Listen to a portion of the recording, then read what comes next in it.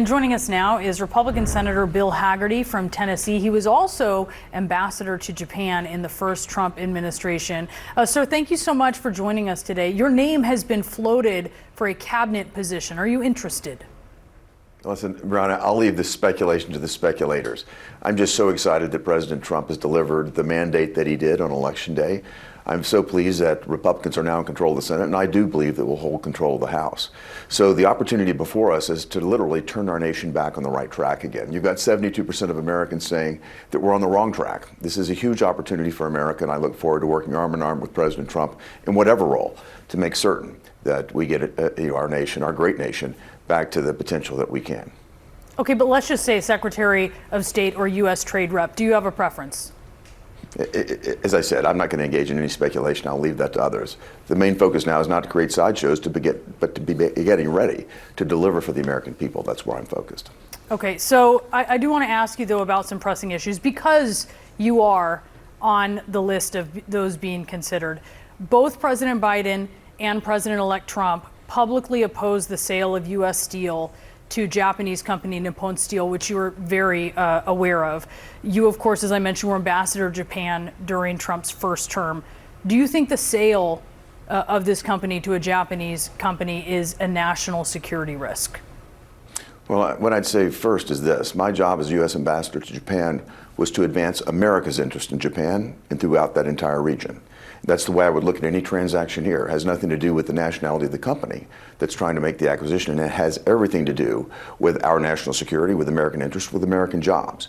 That's the lens I think that we should apply. The national security lens is one that will be used, and there are issues, frankly, with this company from the past of unfair trade practices.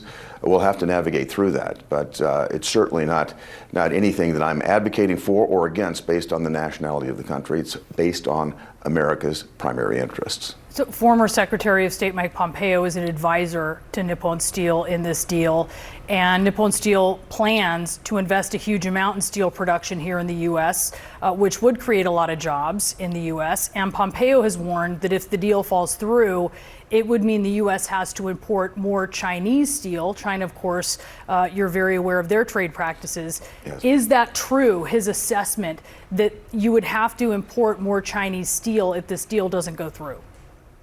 Well, former Secretary Pompeo obviously is much closer to this if he's working alongside or helping Nippon Steel with this effort. I'll say this, if Nippon Steel hopes to prevail in this effort to make this acquisition successful in the United States, they're going to have to make their case in terms of the investments that they would make, the positive job implications it would have here in America, and the fact that it does support rather than detract from our national security. I'd have to see that case made, and I have not seen it yet. And as you said, as ambassador to Japan, you were there to advance American interests, but do you worry Certainly. about alienating a key ally in Asia with China's rising power? We have dealt with China's rising power for a great deal of time. Japan's interest and the United States' interest are completely aligned because both of our nations have suffered from the predatory practices of China, whether it's stealing our intellectual property, subsidizing industries to a level that makes it impossible to compete with them, and blocking our access to their markets. China does not play fair. They don't play by the same set of rules. You think about Japan's perspective, they're even more proximate to the threat of China. And if you look at what China has done in the East China Sea surrounding Japanese islands, the Senkaku Islands there, if you look at what they're doing in the South China Sea, frustrating trade routes, building artificial islands, Japan's interests are very much aligned with ours from an economic standpoint and a national security standpoint as we look at China. So I don't see any wedge being driven there at all. CEOs of companies like AutoZone and Columbia Sportswear have already said that if and when President-elect Trump's broad tariff proposals go into effect, that they will simply raise prices and pass those costs on to consumers.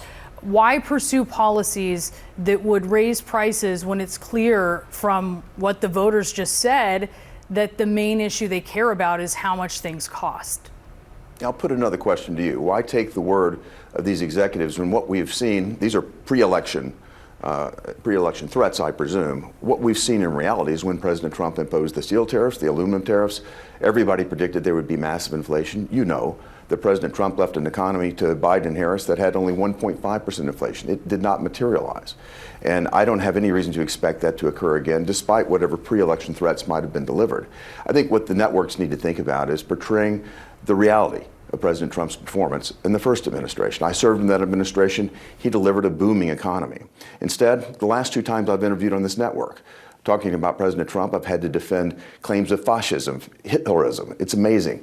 The last time I was here, firing squad for Liz Cheney. I think it's time for the networks to really focus on what President Trump has done, rather than trying to perpetuate some sort of pre-election threats. Let's focus on what the results will be.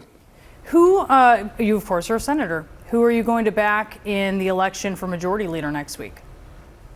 Again, we haven't gotten to that point yet. That election will take place next week. We're going to hear from all of the candidates at that point. I'll tell you this, my number one priority is making certain we have a leader that aligns our Senate with the incredible challenge that we've got in the next 100, 200 days of turning our nation back around, of working arm in arm with President Trump as he puts executive orders together, as we put a reconciliation package together, hopefully, to make certain that we advance those critical principles that the American public have voted us into office for. The mandate that we have is clear. We've got to turn our nation around so we see a stronger economy, stronger national security, a better posture, certainly at our border, deal with crime in our cities, and restore America's reputation around the world.